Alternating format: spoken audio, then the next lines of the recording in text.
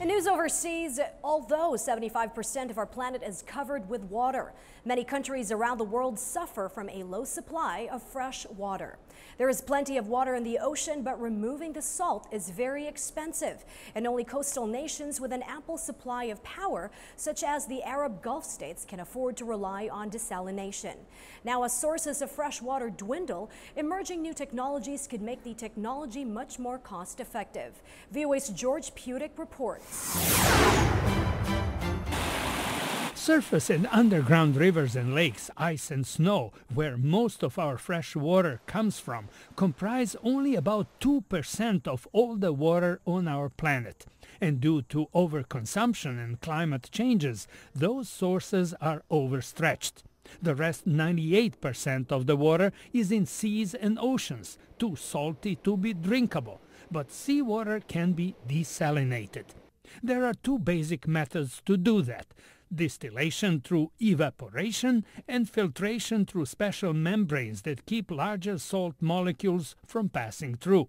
Distillation requires a lot of energy, so it is used mostly in Middle East countries.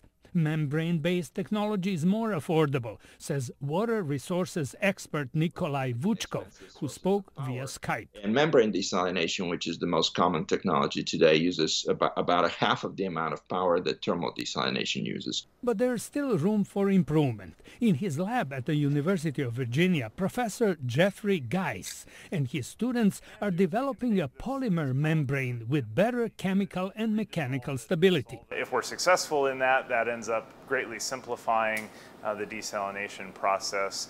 There are cost savings in terms of simplifying the process, fewer chemicals to be used in terms of actually running the process. Other technologies, such as membranes with enzymes and nanoparticles, promise to even more dramatically lower the cost of desalination on an industrial scale. This type of structure, if we could imagine that we could generate that structure that looks like a honeycomb, we would increase production about 20 times to what we have today. According to the International Desalination Association, there are more than 19,000 desalination plants worldwide, processing more than 92 million tons of water daily.